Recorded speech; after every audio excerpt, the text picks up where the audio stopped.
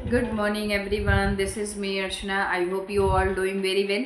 So अभी तक हमने टर्मिनोलॉजी की टोटल 2 क्लासेस ली हैं, जिसमें मैंने आपको ए बी की टू जितनी भी टर्मिनोलॉजी मुझे न्यू लगी, उसमें जो आपके एग्जामिनेशन पर्सपेक्टिव से जो है यूज़फुल थी, मैंने आपको वहाँ पे कवर कराया है. सो नाउ आज हम बात करेंगे जो सी डी एंड ई से रिलेटेड है, उनको मैंने मेंशन किया है. ऑलमोस्ट मैंने कोशिश किया है कि जितने भी आपके टर्म्स हैं टर्मिनोलॉजी इन आपके जो है स्पेशली टेक्सटाइल्स है, उनको मैंने यहाँ पे मेंशन किया है. उन सभी को हम कवर करेंगे. So as we all know कि जो मेरी टाइमिंग होती है पेपर फर्स्ट की, वो आपकी इवनिंग में होती है, विच मीन्स जो पेपर फर्स्ट की क्लासेज हैं वो मैं इवनिंग में लेती हूँ. एंड आपकी जो मॉर्निंग शिफ्ट में होती है वो मेरी सेकेंड की क्लासेस चलती हैं. यानी UGC net 2025 paper first and paper second की जो क्लासेस होती हैं, पेपर सेकेंड में मैं होम साइंस की आपकी क्लासेस जो है प्रोवाइड करती हूँ. पेपर फर्स्ट में हम इवनिंग में करते हैं क्लासेस, 6 PM चलती है, जो आपको रिकॉर्डेड फॉर्म में मिलती है. यानी जो मेरे दोनों ही क्लासेस होते हैं, paper first and paper second, दोनों ही आपको रिकॉर्डेड फॉर्म में मिलेंगे. एंड मैं प्लान कर रही हूँ कि फ्यूचर में जो है आपको जितने भी लाइव क्लासेस हैं उनको मैं ऑर्गेनाइज करूँगी. सो ऑल दीज क्लासेस ये जो मेरे डेज होते हैं वो आपके टोटल 6 डेज होते हैं. एंड संडे को करते हैं हम मैराथन, बट कुछ टेक्निकल इशू हो जाने के कारण इस संडे को मैंने जो है मैराथन कंडक्ट नहीं किए हैं. And also you can join my YouTube channel UGC net by Archana ma'am से जाकर के सर्च कर सकते हैं एंड ज्वाइन कर सकते हैं. मेरे दोनों ही पेपर आपको बाइलिंगुअल देखने के लिए मिलेंगे, विच में हिंदी एंड इंग्लिश दोनों ही मैं आपको प्रोवाइड करती हूँ. पेपर सेकेंड हम 11:30 AM यानी मॉर्निंग में ये मेरी क्लास जाती है, आप सभी को मिलेगी, जो टोटल 6 डे चलती है. एंड देन संडे को हम मैराथन करते हैं.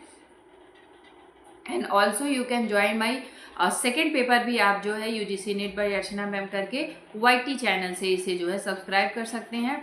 और ये भी क्लासेस मेरी बाइलिंगुअल जाती है, जिसमें हम जो हमारा संडे होता है उसमें हम PYQs कवर करते हैं with detail explanation, which means जो PYQs हैं उन्हें मैं थियोरी में कन्वर्ट करके आपको डिटेल में एक्सप्लेन करती हूँ. सो जो लर्नर्स इस प्लेटफॉर्म पे नए हैं वो इसे subscribe, like, share and comment कर सकते हैं. सो अब हम बात करेंगे कि बेसिकली जो हमारा टॉपिक चल रहा था वो क्या था, जिसमें हमारे टेक्सटाइल में आपकी यूनिट 3 में क्लियरली NTA ने मेंशन किया है टेक्सटाइल टर्मिनोलॉजी. एंड जो स्टूडेंट जिनका फर्स्ट टाइम एग्जामिनेशन जून में नहीं है, जो ऑलरेडी एग्जामिनेशन दिए हैं, वो एक्सपीरियंस किए होंगे कि NTA को जो है टर्मिनोलॉजी से प्ले करने की बहुत अच्छी इसके अंदर जो है क्वालिटी है. वो हर बार आपको कुछ ऐसे टर्म्स ला कर देता है जो आपके लिए अननोन होते हैं. सो मैं इसमें कोशिश करूँगी कि ऑलमोस्ट जितनी भी टर्मिनोलॉजी है उनको 1 to 1 क्लियर करते जाएं. तो आप इसमें से केवल की पॉइंट पे फोकस करिएगा कि आपके लिए क्या की पॉइंट होगा जिससे आप इन टर्मिनोलॉजी को जो है लर्न कर सकते हैं एंड मेमोराइज कर सकें. क्योंकि आप नेट का जो सिलेबस है बहुत ब्रॉड है, तो बहुत सारी चीज़ें आपको लर्न करना पॉसिबल नहीं है. सो कोशिश करें कि की पॉइंट्स को लर्न करने का प्रयास करें, सो दैट जब भी आपके एग्जामिनेशन में आए तो आप ये जो है आपको याद आ जाए कि हाँ मैंने इस तरीके से लर्न किया था, कि मुझे जो है अभी एग्जामिनेशन में आपको जो है प्रॉब्लम नहीं होगी उसको आइडेंटिफाई करने में. सो नाउ सी में आपका मैंने सबसे पहले जो मेंशन किया है वो किया है cabled yarn. What is the cabled yarn? A yarn is formed by twisting together 2 or more played yarn. यानी 2 या अधिक प्लाइड यार्न को एक साथ घुमाकर यार्न बनाया जाता है. यानी 2 या 2 से अधिक प्लाइड यार्न को मिलाकर के जो यार्न बनता है उसे हम कहते हैं cabled yarn. I hope is it clear. Cabled yarn वो यार्न होते हैं जो ट्विस्टिंग किए जाते हैं 2 या 2 से अधिक प्लाइड यार्न को मिला करके. यानी प्लाइड यार्न है, 2 भी हो सकते हैं आपके, या 2 से अधिक भी हो सकते हैं, यानी 2 से आपके अधिक भी देखने के लिए मिलेंगे. Next one is cabled yarn. Cabled yarn a constructions of the thread yarn cord of rope which is the successive twist in the same direction opposes the prescribed twist. जैसे आपके SZS या फिर ZSZ आपके जो है ये twisting होते हैं, यानी कॉन्स्ट्रक्ट होते हैं. केबल ट्विस्ट धागे धागे सूत डोरी या रस्सी का निर्माण जिसमें प्रत्येक क्रमिक मोड़ पिछले मोड़ के विपरीत दिशा में होता है, यानी एस जे एस या फिर जेड एस जेड में इसका निर्माण होता है। यानी यदि आपका जो यान है वो उसकी जो ट्विस्टिंग एरिया, जो ट्विस्टिंग आपका जो घुमाव है वो यदि एस में, जेड में और एस में हो रही है, यानी एस जेड और एस में हो रही है, तो जब या तो ऐसे होगी या फिर आपकी जेड एस और जेड में होगी, यानी इसकी जो ट्विस्टिंग होगी वो राइट टू लेफ्ट होगी, या लेफ्ट आपके जो है राइट टू लेफ्ट जाएगी, लेफ्ट टू राइट आएगी एंड फिर राइट टू लेफ्ट जाएगी। लेकिन ऐसा भी हो सकता है कि आपकी जो है लेफ्ट टू राइट आए, आपकी जो है राइट टू लेफ्ट जाए एंड फिर अगेन आपका लेफ्ट टू राइट आए। सो ऐसे जो आपके ट्विस्टिंग की जाती है उनके अंदर वो आपके केबल्ड ट्विस्टिंग बोली जाती है, यानी केबल ट्विस्ट किया जाता है। सो आई होप ये क्लियर हो रहा होगा कि केबल ट्विस्ट में 2-3 चीज़ें आप याद रखें। केबल यान जो होता है उसमें 2 या 2 से अधिक प्लाई यान को घुमाकर बनाया जाता है। ये तो चीज़ क्लियर हो गई।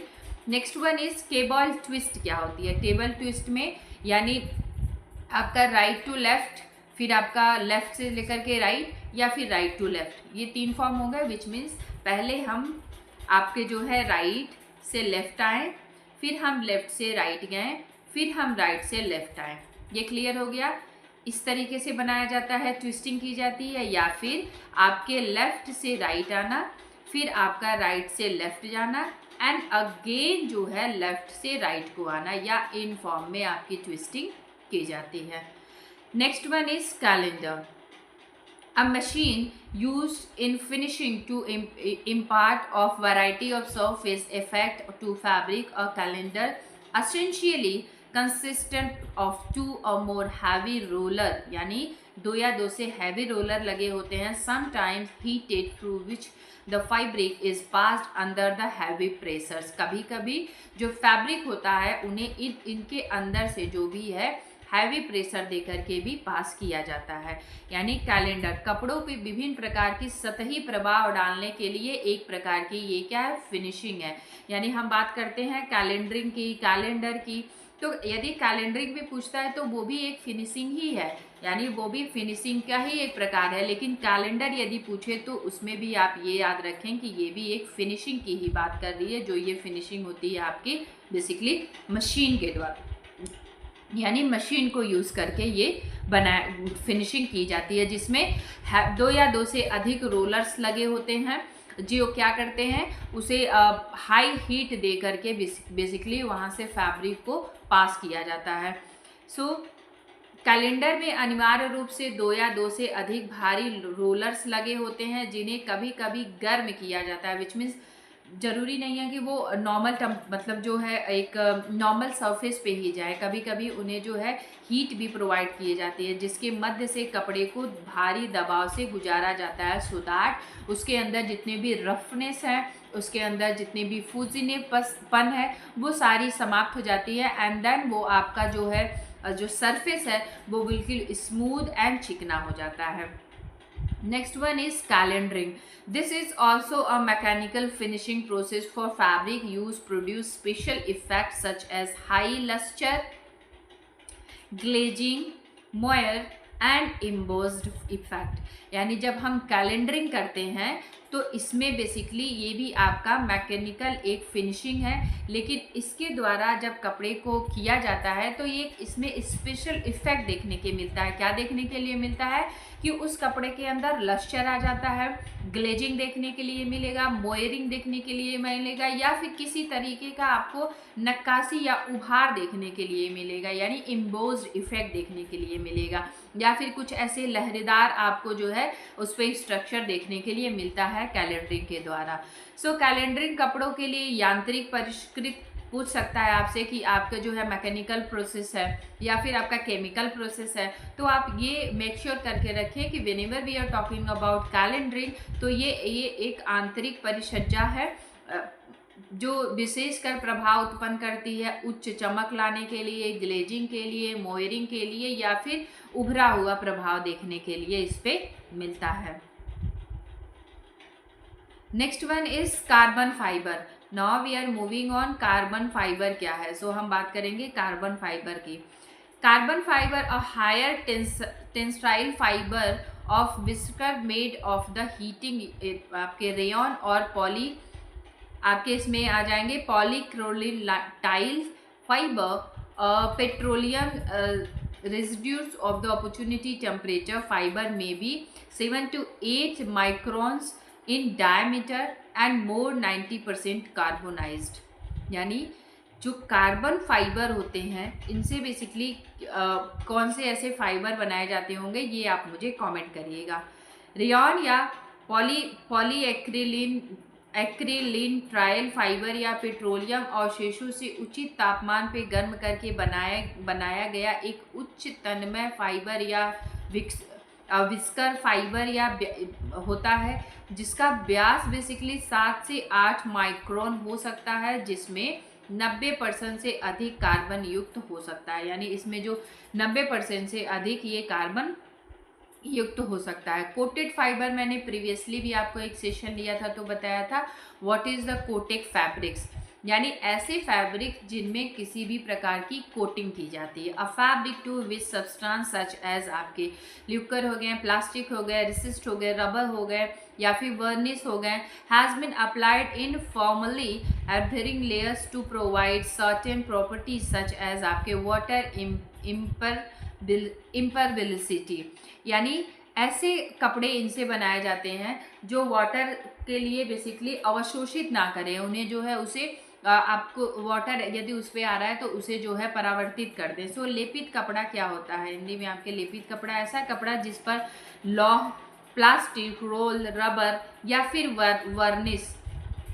वार्निश जैसे पदार्थों को कुछ गुण प्रदान करने के लिए दृढ़ता से चिपकाने वाली परतों में लगाया जाता है जो जल के लिए बेसिकली अभेदकता होती है। क्यों होती है? आपने इसमें देखा होगा कि जितने भी आपके रेन कोट्स आते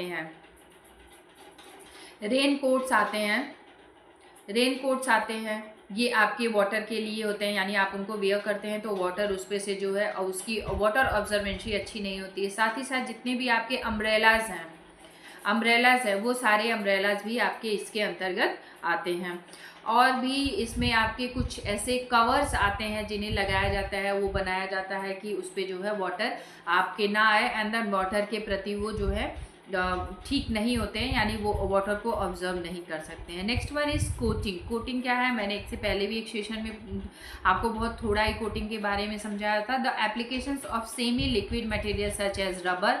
तो ये जो कोटिंग होती है सेमी लिक्विड मटेरियल्स होते हैं इसमें, यानी पूरी तरीके से लिक्विड की कोटिंग नहीं की जाती है, बहुत ही कम मात्रा में लिक्विड की कोटिंग की जाती है। रबर, पॉलीविनाइल या फिर क्लोराइड और polyurethane to on more both side of textile material once the coating has डाइड यानी cured in the form of bond with the fabric.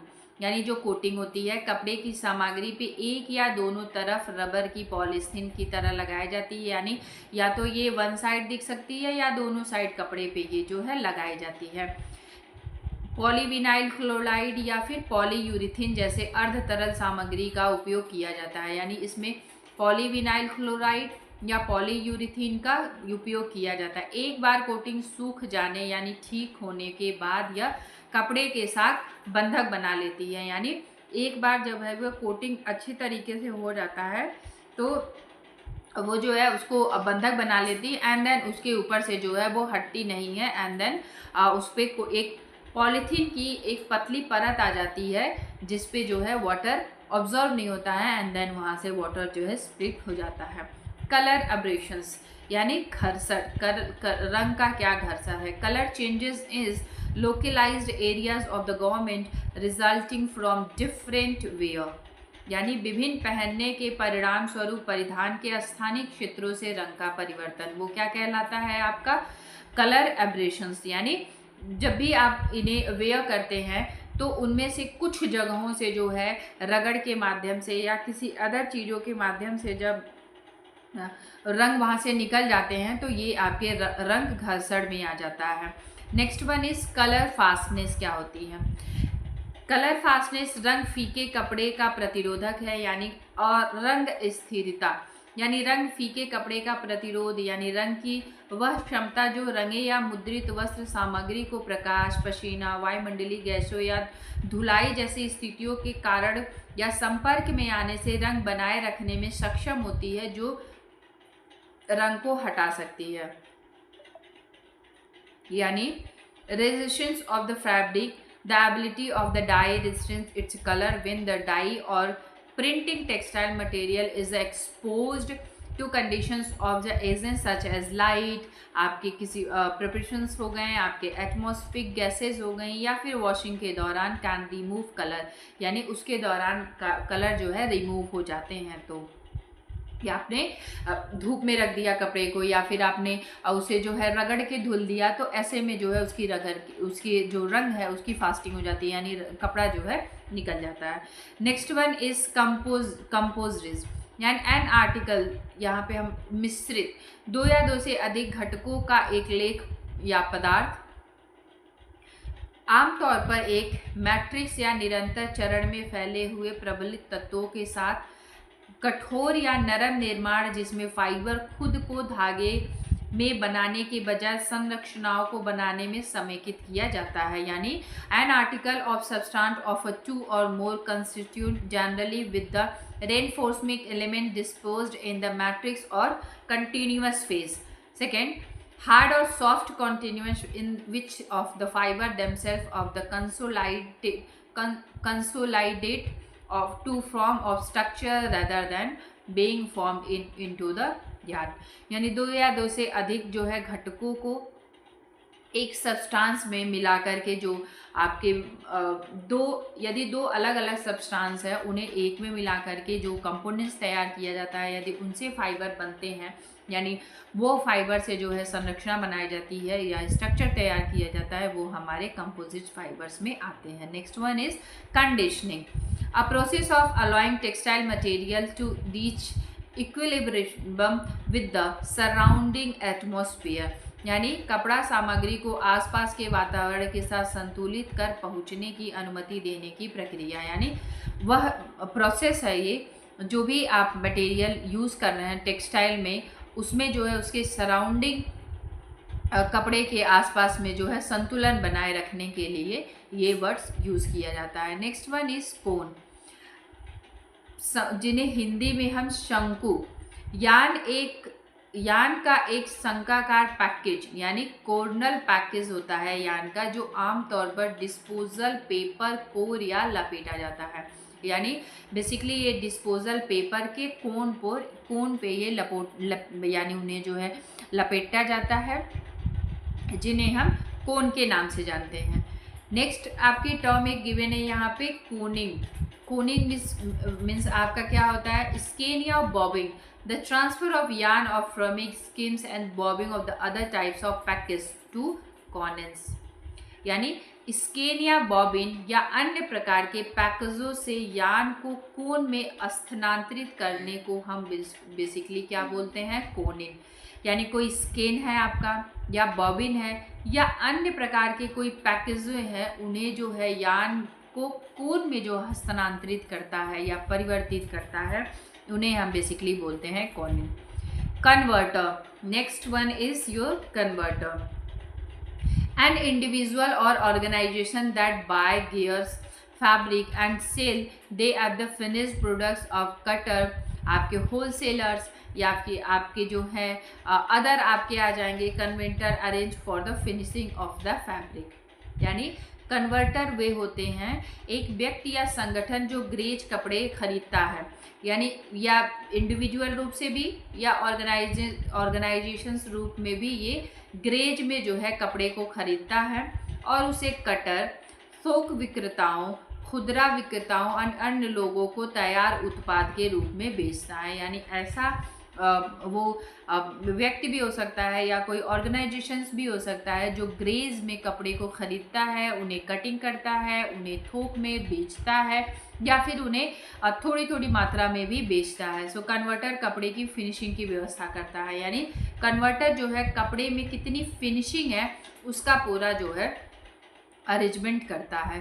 Next one is core spinning, core spinning क्या है, यानी core spun क्या है आपका? The process of making a core spun yarn, it consist of feeding the core yarn into the front delivery roll of the spinning frame of a covering the core yarn with the sheets of fabric during the spinning operations। यानी जो core spoon yarn है बनाने की एक process है, इसमें core yarn को spinning frame पे फ्रंट डिलीवरी रोल पर डालना और स्पिनिंग ऑपरेशन के दौरान कोर या यार्न फाइबर के आवरण को बेसिकली ढकना शामिल होता है, जिन्हें हम कोर स्पिनिंग कहते हैं। Next one is core spun. तो कोर का मतलब आप समझ ही गए होंगे, अभी तक कितने देर से आप कोर्स एंड कोन से रिलेटेड पढ़ रहे हैं। स्पन का मतलब होता है छोटा। Yarn, a yarn made by the twisting fibre around a filament और अ प्रीवियसली स्पन यार्न दस आपके कंसीलिंग द कोर। धागा, एक धागे जो रेशों को एक तंतु या पहले से काते हुए धागे के चारों ओर घुमाकर बनाया जाता है, जिसे हम कोर छिप के नाम से भी जानते हैं, यानी कोर छिप भी इसे कहा जाता है। Next one is creel. Creel क्या है आपका? Basically a framework arrange the whole sliver आपके रोविंग और the yarn so that may end can be withdrawn smoothly and आपके इवनली विदाउट आपके टैंगलिंग। एक ढांचा जो सिल्वर रोविंग यार्न को पकड़ने के लिए व्यवस्थित किया जाता है ताकि सिरे को बिना उलझे आसानी से समान रूप से वापस निकाला जा सके, उन्हें हम क्रील्स कहते हैं। क्रील्स क्या होते हैं?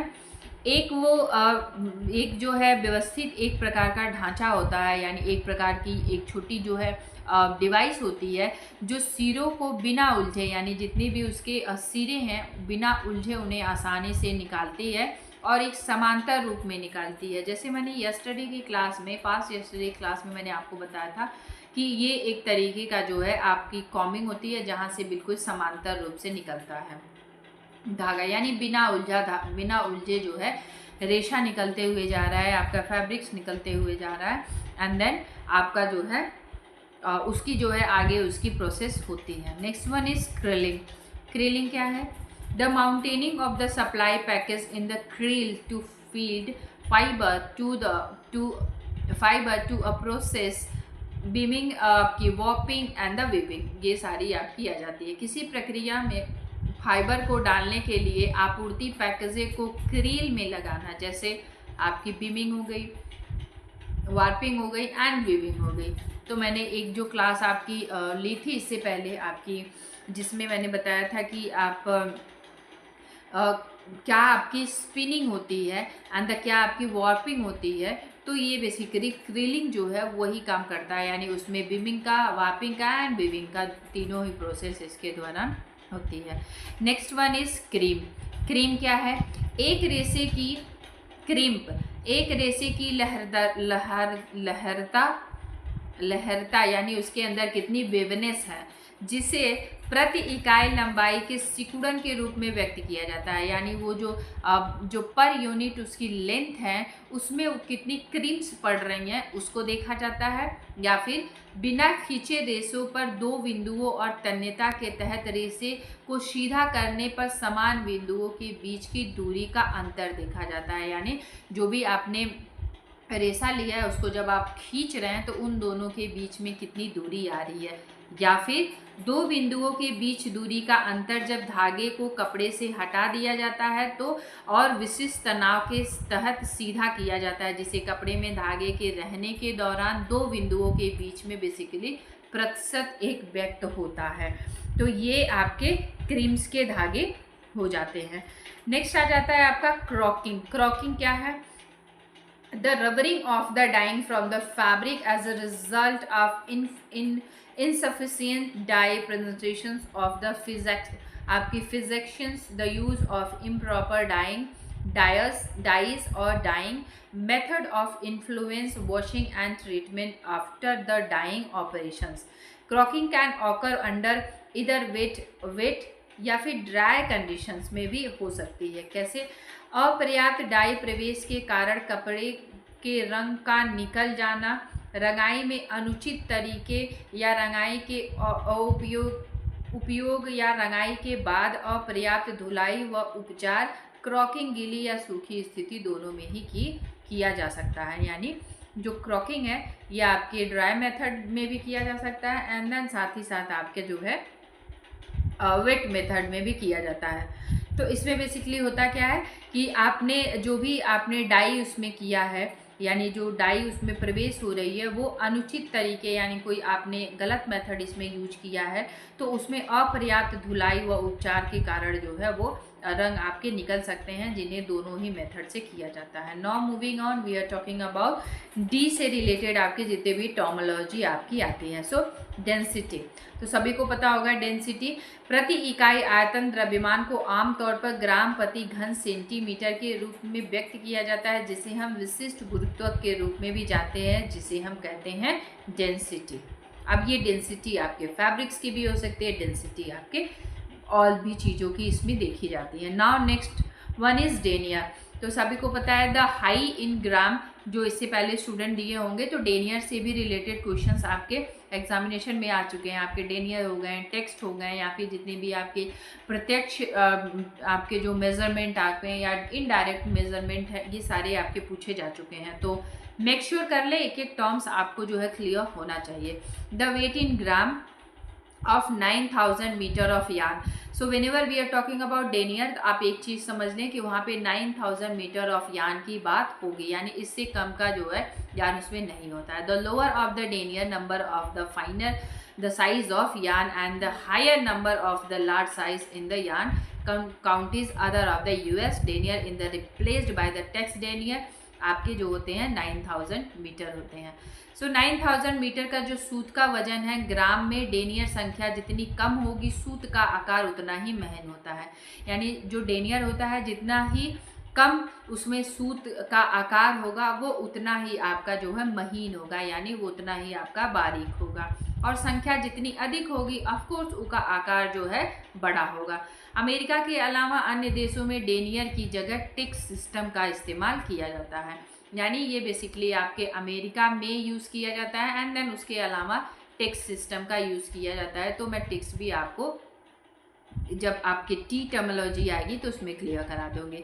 डेनियर पर फिलामेंट, तो जब डेनियर में जो है बेसिकली फिलामेंट रेशो को ही ज़्यादा प्रिफर किया जाता है, जिन्हें हम DPF भी कहते हैं। The denier of the individual consistence filament of the individual staple fibre it were the conditions, एक व्यक्तिगत सतत फिलामेंट या एक व्यक्तिगत स्टेबल फाइबर का डेनियर यदि वह सतत हो, यानी जब भी हम DPF की बात करते हैं तो उसमें फिलामेंट डेनियर जो है फिलामेंट रेशे की बात कहते हैं, यानी जो इंडिविजुअल कंसिस्टेंट फिलामेंट हो या फिर an individual staple fibre with were the conditions, या फिर स्टेपल फाइबर इसमें आपके आते हैं।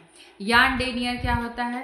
फिलामेंट यार्न का डेनियर यह प्रति फिलामेंट डेनियर और यार्न के फिलामेंट की संख्या का गुणनफल है, यानी the denier is filament yarn, it is the produce of the denier per filament and the number of filaments in the yarn.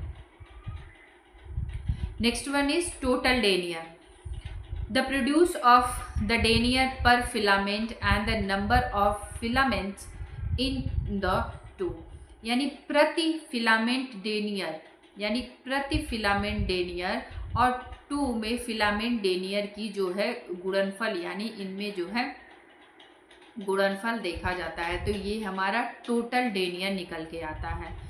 Denier variation क्या होते हैं आपके, यानी यूजुअली वेरिएशन इन डायमीटर और other cross sectional dimensions along with the length of आपके filament or the bundle of filaments, manufacturers of the lack of process control by the fiber manufacturing causes denier variations। आमतौर पर filament या filament के bundle की लंबाई के साथ, यानी या तो फिलामेंट के बंडल की रंगाई के साथ व्यास या अन्य क्रॉस सेक्शनल आयाम के भिन्नता होती है, यानी इन दोनों के बीच में जो है बेसिकली भिन्नता देखी जाती है। फाइबर निर्माण में खराबी या प्रक्रिया नियंत्रण की कमी डेनियर में भिन्नता का कारण भी बन सकती है। Next one is dent on a loom the space between the wires और रीड, यानी जो वायर है और जो रीड लगी होती है इसके बीच का जो स्पेस है उसे हम बेसिकली डेंट को कहते हैं। किसमें? लूम में। यानी आप लूम देखे होंगे, मैं आपको लूम का भी जो है एक चीज़ें उसको क्लियर करा देंगी कि लूम में आपके कौन कौन से पार्ट्स हैं जिनसे बेसिकली क्वेश्चंस आते हैं, तो लूम को भी हम कवर करेंगे। तो वहाँ पे मैं आपको डेंट को दिखा दूंगी कि डेंट बेसिकली क्या होता है। सो डेंट क्या है? लूम का पार्ट है जो वायर एंड रीड के बीच में होता है, वो हमारा डेंट कहलाता है। Dimensional stability. सो वस्त्र सामग्री की अपनी मूल ज्यामितीय संरचना को बनाए रखने या वापस लौटने की जो क्षमता है वो हमारी डायमेंशनल आपके जो है स्टेबिलिटी कहलाती है। The ability of textile material to maintain to और return to its original geometric configurations, यानी जो वस्त्र है वो अपने ओरिजिनल जियोमेट्रिक यानी ज्यामितिक संरचना को जब प्राप्त कर लेता है तो वो हमारा डायमेंशनल स्टेबिलिटी कहलाता है। Next one is dobby. Dobby दो चीज़ें होती हैं। एक तो डॉबी जो है एक फिनिशिंग होती है जो आपकी नई फिनिशिंग में, आई थिंक मैं थोड़ा मिस कर रही हूँ, कि जो फैंसी फिनिशिंग में आती है। यस, जो डॉबी होती है वो आपकी एक फैंसी फिनिशिंग में भी, एक फैंसी वीविंग में भी आती है, यानी जो है फैंसी वीविंग में आपकी डॉबी का भी यूज़ किया जाता है। Also a mechanical attachment on a loom that control the harness to permit the weaving of geometric figure. करघे पर लगा एक यांत्रिक उपकरण है जो ज्यामितीय आकृतियों की बुनाई के लिए हार्नेस को बेसिकली कंट्रोल करता है। यानी ये एक प्रकार की डिवाइस भी है जो हार्नेस पे लगाई जाती है, जिससे जो है अलग अलग प्रकार की जो है जियोमेट्रिक आपके जो है फिगर क्रिएट किए जाते हैं। Next one is डॉफ। डॉफ क्या? Set of full package bobbin spool etcetera produce by the on machines. एक मशीन द्वारा उत्पादित पूर्ण पैकेज बॉबिन स्पूल आदि का एक सेट होता है जिन्हें हम डॉफ के नाम से जानते हैं। तो आप एक चीज़ समझ लें कि किसी भी एक पूरी तरीके से मशीन के द्वारा जो एक पैकेज आता है जिसमें पैकेज आपके जो है बॉबिन्स हो गए, स्पूल्स हो गए, साथ ही साथ और भी जितने सामान आते हैं उन्हें हम किस नाम से जानते हैं? डॉफ के नाम से जानते हैं। तो यदि एग्ज़ाम में पूछ देता है डॉफ तो मेक श्योर कर लें कि जितने भी मशीन के साथ जो एसेसरीज मिलती हैं उनमें जो बॉबिन स्पून हो गए, आप स्पूल हो गए आपका, साथ ही साथ कुछ उन्हें जो है आप वो निडल्स भी प्रोवाइड करते हैं और भी उसके साथ कई सारी चीज़ें होती हैं, प्लेट्स होती हैं, एक्स्ट्रा बॉबिन्स भी वो देते हैं। तो ये सब आपके डोफ के नाम से जानते हैं। Next one is डॉफिन। किसी मशीन में भरे हुए पैकेज बॉबिन स्पूल आदि को निकालने और उसके स्थान पर खाली पैकेज लगाने की प्रक्रिया क्या कहलाती है? बेसिकली डॉफिंग कहलाती है। Next one is double end. Double end क्या होता है? Two end woven as one in the fabric. It may be internationals और आपके जो है एक्सीडेंटल्स हो सकते हैं, यानी सॉरी इंटेंशनल या फिर आपके एक्सीडेंटल हो सकते हैं, यानी इंटेंशनली आपने किया हो या फिर आपके जो है एक्सीडेंटली रूप से हो चुका हो। कपड़े के दो सिरे एक जैसी बुनाई हुए, या जानबूझकर आपने किया हो या दुर्घटनावश हो गए, तो इन्हें हम बोलते हैं डबल एंड। डबल इंड के नाम से किन्हें जाना जाता है? या फिर आपने जो है कपड़े के जो अलग अलग दो पार्ट हैं, यानी जो सिरे हैं, जो एंड पॉइंट है, उन्हें आपने जो है इंटेंशनली या फिर आपने एक्सीडेंटली इसे जो है वीविंग कर दी है, तो ये आपके जो है डबल एंड में आ जाते हैं। Next one is drape. A term to describe the way of fabric falls while a hang the आपके suppleness and the ability of the fabric from आपके जो है ग्रेसफुल आपके कन्फिगरेशंस। यह शब्द कपड़े के लटकने के दौरान उसके गिरने के तरीकों को वर्णित करता है। कपड़े की कोमलता, सुंदरता, आकृति बनाने में सक्षम होता है। यानी जो ड्रेप होता है उसमें बेसिकली देखा जाता है कि कपड़े के अंदर कितनी लचक है, यानी कपड़ा कितना लटक रहा है। नेक्स्ट वन इज ड्राइंग इन। बुनाई में ताने के सिरे को हेल्डस की आंखों के रीढ़ के हेड्स के माध्यम से पिरोने की प्रक्रिया जो होती है वो हमारी कहलाती है ड्राइंग इन।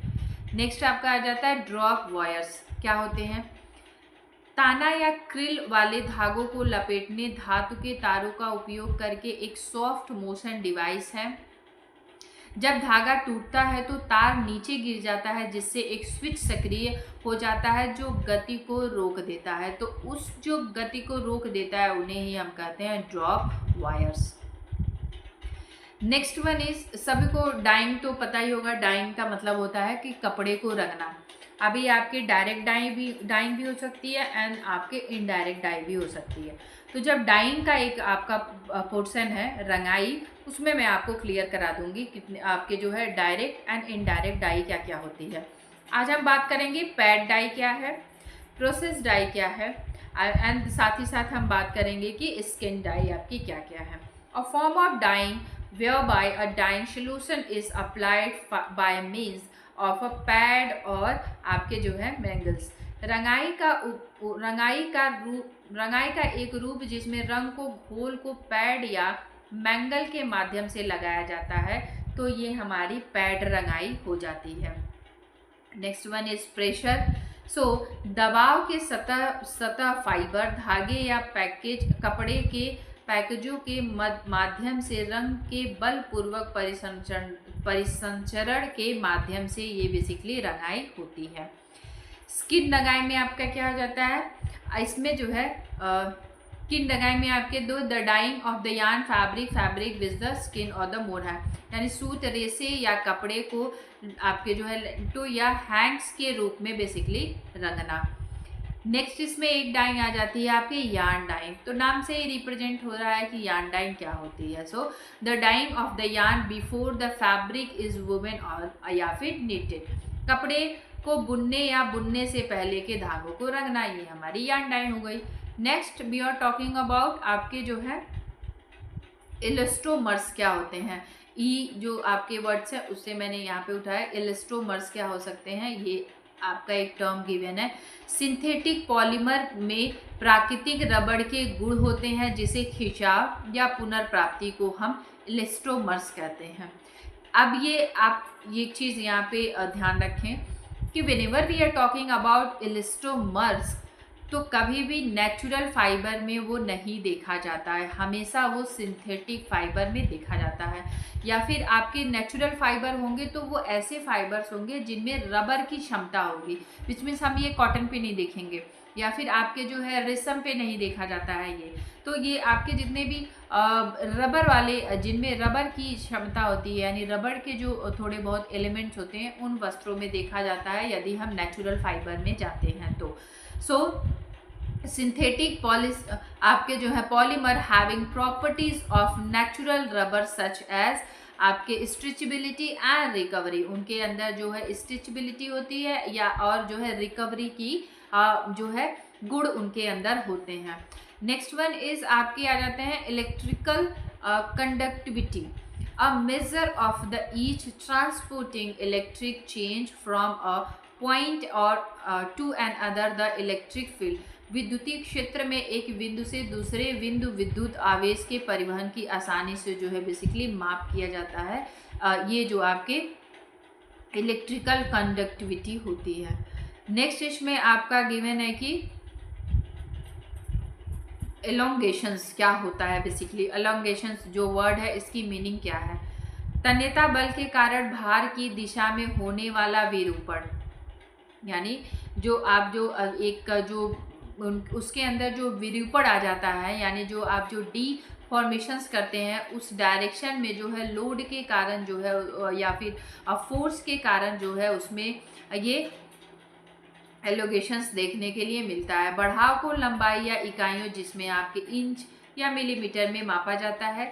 मूल नमूने की लंबाई के प्रतिशत के रूप में गणना की जाती है। बढ़ाव को किसी विशिष्ट भार या टूटने के बिंदु पे बेसिकली मापा जाता है। नेक्स्ट हम जानेंगे कि एलोगेशंस के ब्रेक। तो एलोगेशंस मैंने प्रीवियसली समझा दिया, ब्रेक यानी उसके टूटने की क्षमता को बेसिकली देखा जाता है।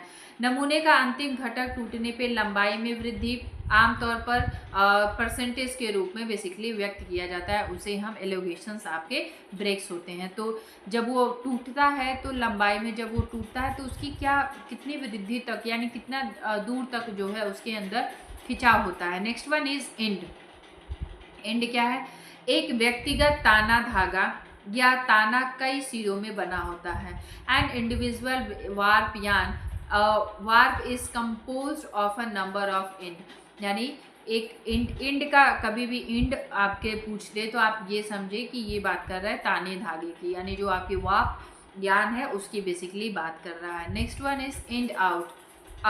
ताना धागे के गायब होने के कारण उत्पन्न जो रिक्तियां हो जाती हैं, यानी उसके अंदर जो स्पेस बच जाता है उसे इंड आउट कहते हैं। तो इंड का मतलब ये है, आपने ये भी पढ़ा होगा कि जो ताना धागा है उसे इंड पर इंच से बेसिकली मापते हैं। आई थिंक मैं थोड़ा मिस कर रही हूँ कि END होता है आपका, इंड पर इंच होता है, एंड जो बाना होता है आपका, मैं ये दो टर्म्स आपको क्लियर करा दूंगी कि ताने को किस में मापते हैं एंड बाने को किस में मापते हैं, ये मैं आपको नोट डाउन कर लिया है, अंदर मैं आपको समझा दूंगी।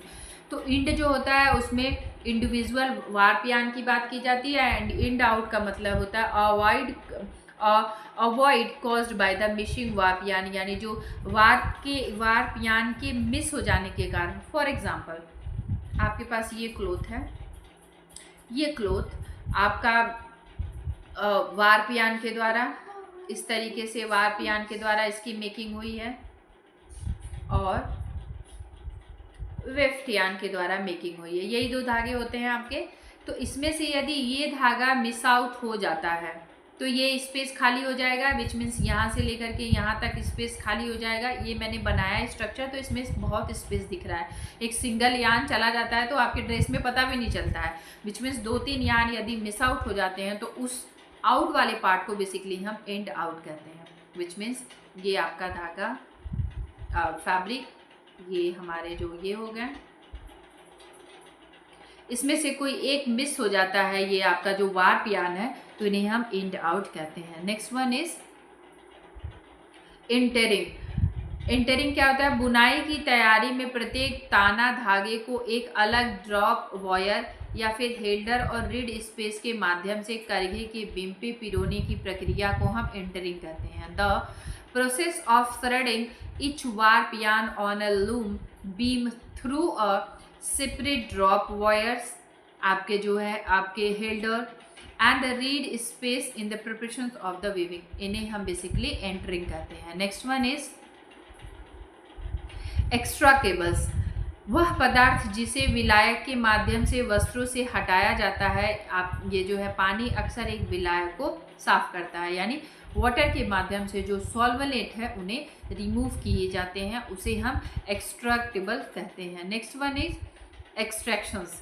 एक पदार्थ को दूसरे से अलग करने का कार्य प्रायः विलायक के द्वारा किया जाता है, इसे हम एक्सट्रैक्शन के नाम से जानते हैं। सो आई होप आपको जितने भी मैंने इसमें टर्म बताए हैं आपको एक एक क्लियर हो रहे होंगे। आप जब भी एक नोट्स इसका बनाइएगा तो आपने फॉर एग्जांपल आपने डॉफ लिखा या फिर डॉबी लिखा, तो इसमें एक आप की पॉइंट मेंशन करते हुए चलिएगा कि डॉबी का मतलब ये हो गया, या फिर डॉफ का मतलब ये हो गया, डॉफिंग का मतलब क्या होगा, डबल इन का मतलब क्या है, ड्रेप का मतलब क्या है। इन सब का आप एक एक की पॉइंट लिखते चलिएगा, सो दैट आप वर्ड्स में ही आप कंफ्यूज ना हो, क्योंकि आप देखेंगे कुछ वर्ड्स ऐसे हैं जो बिल्कुल सिमिलर हैं, बहुत थोड़े से उसमें अंतर है। तो इस तरीके से भी आपको जो है एग्जामिनेशन कंफ्यूज कर सकता है, तो मेक श्योर करें आपको चीज़ें क्लियर रहें। सो कल के जो हमारा सेशन होगा उसमें हम बेसिकली आज हमने किया है कल हम F से रिलेटेड जितने टर्मिनोलॉजी है उनको क्लियर करेंगे। So thank you, thanks for watching, and यदि आप इस प्लेटफॉर्म पे नए हैं तो इसे subscribe, like, share and comment करिएगा। And also you can join my YouTube channel UGC net by Archana ma'am से जाकर के ज्वाइन कर सकते हैं, जहाँ पे मैंने आपको 90+ वीडियोस अपलोड किए हैं, जिन्हें जा कर के आप कवर कर सकते हैं, जिन्होंने कवर नहीं किया है, जिसमें मैंने आपको पेपर फर्स्ट से लेकर के paper second specially home science के जितने भी सब्जेक्ट हैं उनको मैं आपको विद डिटेल एक्सप्लेनेशन कवर कराती हूँ, क्योंकि एक लाइन में चीज़ों को क्लियर कराना मेरे से थोड़ा संभव नहीं हो पाता, इसलिए मैं 2 से 4 लाइन, एक लाइन का भी है तो 2 से 4 लाइन उसमें मेंशन हो ही जाता है, क्योंकि जब तक आप नहीं सेटिस्फाइड होते हैं या फिर मैं उनको समझाने में नहीं सेटिस्फाइड होती हूँ, तब तक ये जो है टर्म्स हो गए या फिर कोई भी इसमें चीज़ें हैं वो मैं कोशिश करती हूँ आपको डिटेल में जो है कन्वे करने के लिए। सो जो बच्चे आपके जो है पीएचडी में जो है इंटरव्यू के लिए प्रिपरेशन कर रहे हैं, बेसिकली जो है सिनॉप्सिस प्रिपेयर कर रहे हैं, तो उनके लिए भी मैंने कुछ इसमें एआई टूल्स बताए हैं जो आपको जो है सिनॉप्सिस को प्रिपेयर करके आपको दे देंगे। बट मैं उन वीडियोस में भी और अभी भी आपको बता रही हूँ, आप एज इट इज़ उन्हें ना ले जाएं, कुछ मॉडिफिकेशंस कर लें, कुछ अपने इफ़ एंड बट लगा करके चीज़ों को लेकर के जाएं, सो दैट वहाँ पे आप इजीली एक्सप्लेन कर पाएँ। एक आप आइडिया बिल्ड कर सकते हैं उससे, एंड देन आप चीज़ों को वहाँ पे जा कर के एक्सप्लेन कर सकते हैं। सो इन सारी वीडियोज़ को भी आप वहाँ से जा कर के कवर कर सकते हैं। Thank you, thanks for watching. कल मिलते हैं नेक्स्ट सेशन में नेक्स्ट वीडियोज़ के साथ। Thank you and take care, bye bye.